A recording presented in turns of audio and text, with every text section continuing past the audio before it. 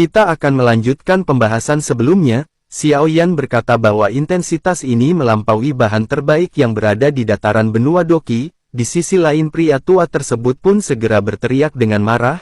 Ia bertanya kepada Xiao Yan apa gunanya pecahan batu itu. Yang terbaik saat ini bagi mereka adalah segera pergi. Xiao Yan pun segera melirik ke atas dan menatap lelaki tua yang tergantung di udara. Tampaknya di mata lelaki tua itu semua benda yang berada di sini tidak berharga. Xiao Yan pun akhirnya tidak banyak bicara sebelum akhirnya pergi untuk mengikuti lelaki tua tersebut. Singkat cerita mereka pun terus berjalan di hutan ini yang terletak di pegunungan iblis dan menempati area yang sangat luas. Secara umum hampir tidak ada yang berani masuk lebih dalam dan tidak berani berjalan sendirian di hutan ini. Sementara itu hati Xiao Yan dipenuhi dengan keraguan dan keingintahuan tentang daerah yang tidak diketahuinya.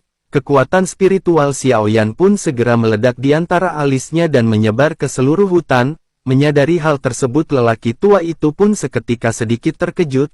Ia menyadari bahwa ini adalah kekuatan jiwa ranah kaisar. Ia bergumam membawa bocah ini tidak sederhana dan sedikit menari. Ketika Xiao Yan melepaskan kekuatan spiritualnya orang tua itu tiba-tiba merasakan kekuatan jiwa dari ranah milik Xiao Yan. Dijelaskan bahwa alam kaisar tidak hanya mengenai kekuatan jiwa tetapi juga keadaan pikiran. Tak lama setelah itu sosok pria tua tersebut pun segera memandang Xiao Yan dan memerintahkan agar Xiao Yan untuk menyingkirkan kekuatan spiritualnya. Ia tahu bahwa Xiao Yan saat ini benar-benar penasaran namun tempat ini benar-benar sangat berbahaya. Setelah mengatakan perkataan tersebut lelaki tua itu pun segera menyinari seberkas cahaya di antara jari-jarinya.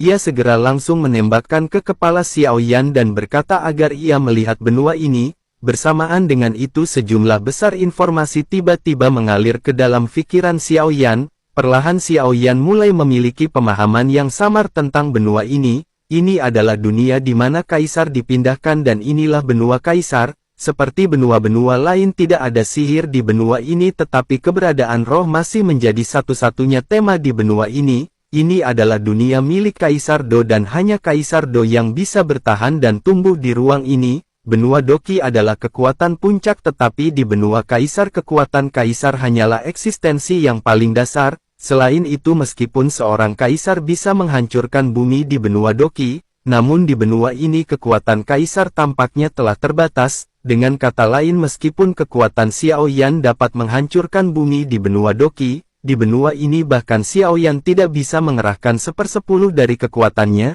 Ruang di sini benar-benar sangat sempurna hingga bahkan mampu menekan kekuatan Dodi. Selain itu secara alami kekuatan seseorang akan terus berkembang untuk mengatasi keterbatasan di ruang ini. Setelah mengalami peningkatan dan bermunculan banyak orang kuat akhirnya ada pembagian kekuatan dari rendah ke tinggi di benua ini. Kaisar dibagi menjadi 9 bintang setiap bintang dibagi menjadi 4 tahap, yakni awal, tengah, akhir dan puncak. Selain itu di setiap tahap dibagi menjadi 4 kesempatan, primer, menengah, lanjutan dan puncak.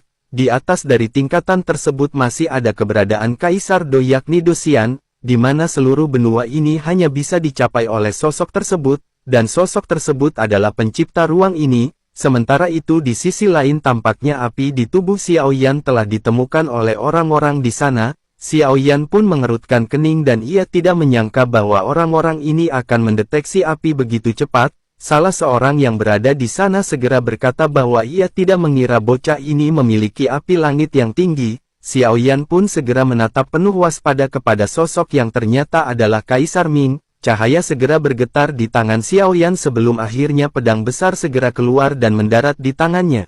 Bersamaan dengan itu dua sosok segera muncul di belakang Kaisar Ming. Sebelum akhirnya mereka segera terkejut, salah seorang di antara mereka segera berkata bahwa ia tidak menyangka bocah ini memiliki senjata tersebut. Sementara itu di sisi lain Xiao Yan menyadari tampaknya api di dalam tubuhnya dianggap sebagai semacam api langit. Xiao Yan pun menjadi semakin waspada setelah merasakan niat membunuh dari beberapa orang itu.